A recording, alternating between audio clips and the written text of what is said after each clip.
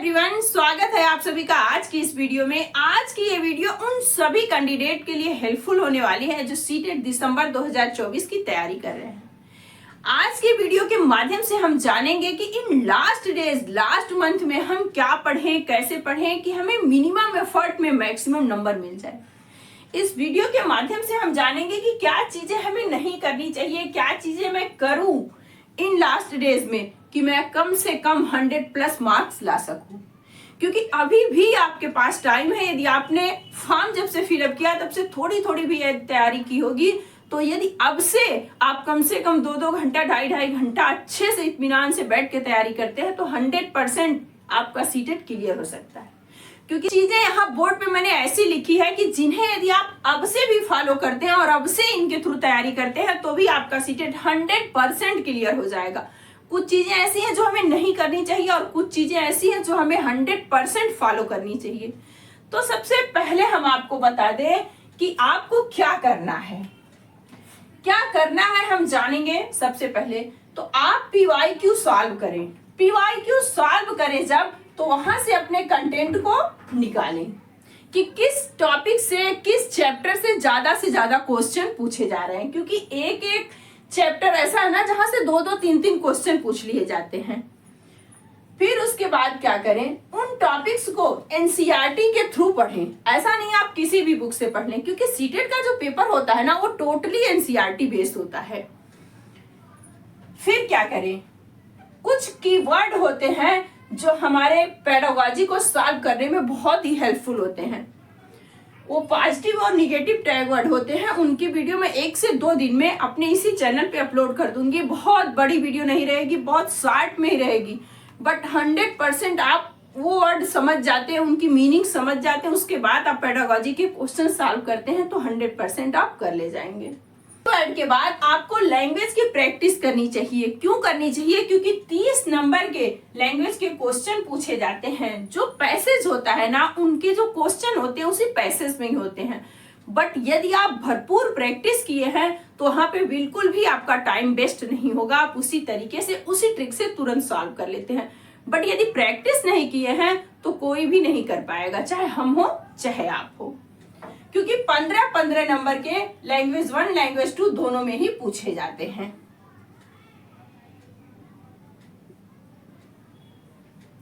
फिर most important होता है पेडागोजी, क्योंकि 75 मार्क्स की पेडागोजी पेपर 1 में पूछी जाती है और 65 मार्क्स की पेडागोजी पेपर 2 में पूछी जाती है। जो मैंने टैग वर्ड्स आपको बताए बिल्कुल ही इजी तरीके से आपको समझाएंगे। पेडागोजी के क्वेश्चन जब आप सॉल्व करेंगे टैग वर्ड्स के थ्रू तो उनके राइट आंसर आपको झट से मिल जाते हैं। फिर है ऑप्शन एलिमिनेट करना सीखें। कुछ क्वेश्चन ऐसे होते हैं सीटेट में जिनके यदि आपको ऑप्शन एलिमिनेट करने आते हैं तो भी अपने क्वेश्चंस के आंसर आप ढूंढ सकते हैं।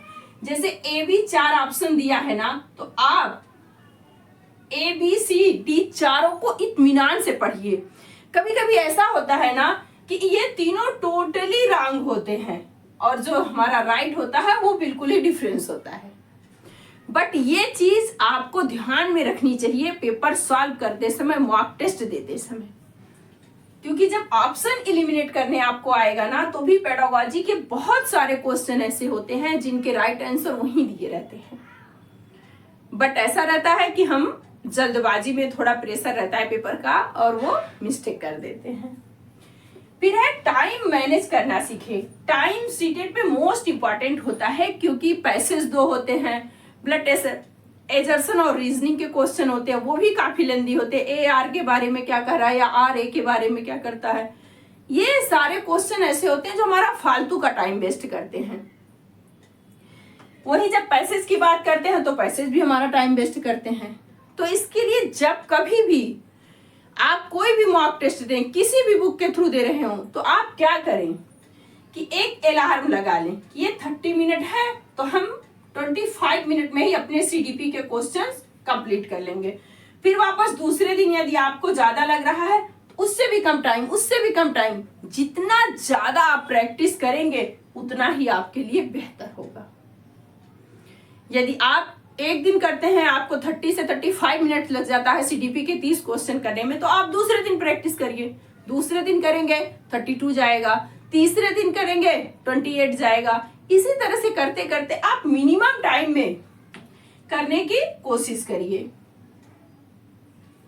इससे क्या होगा ना कि आपकी पकड़ अच्छी बन जाएगी। फिर एक क्वेश्चन की लैंग्वेज समझें। क्यों बोल रही हूँ क्वेश्चन की लैंग्वेज समझने के लिए? क्योंकि जब आप सीटेट का पेपर सॉल्व करते हैं ना, तो वहां आप देखे होंगे जैसे ABCD करके दिया रहता है ना। कभी कभी ना कुछ क्वेश्चन ऐसे आते हैं पेडागोजी के जिनके ना आंसर उनके क्वेश्चन में ही होते हैं, बट हम ढूंढ नहीं पाते,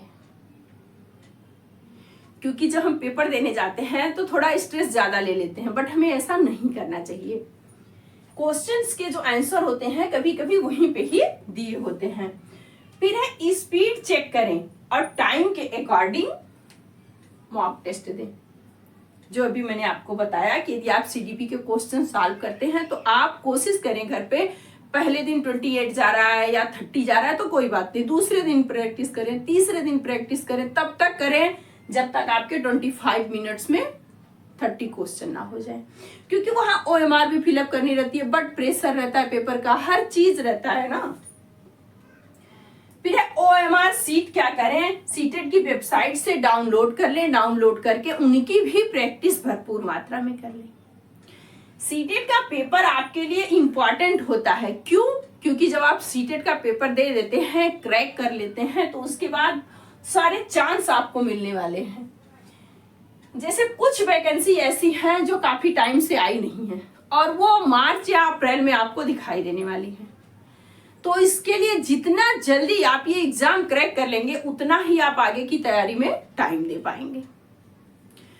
तो उसके लिए मैं बोलती हूँ आप जितना हो सके उतनी जल्दी प्रैक्टिस और इन चीजों को फॉलो करके अपना सीटेट क्रैक करके रख लें।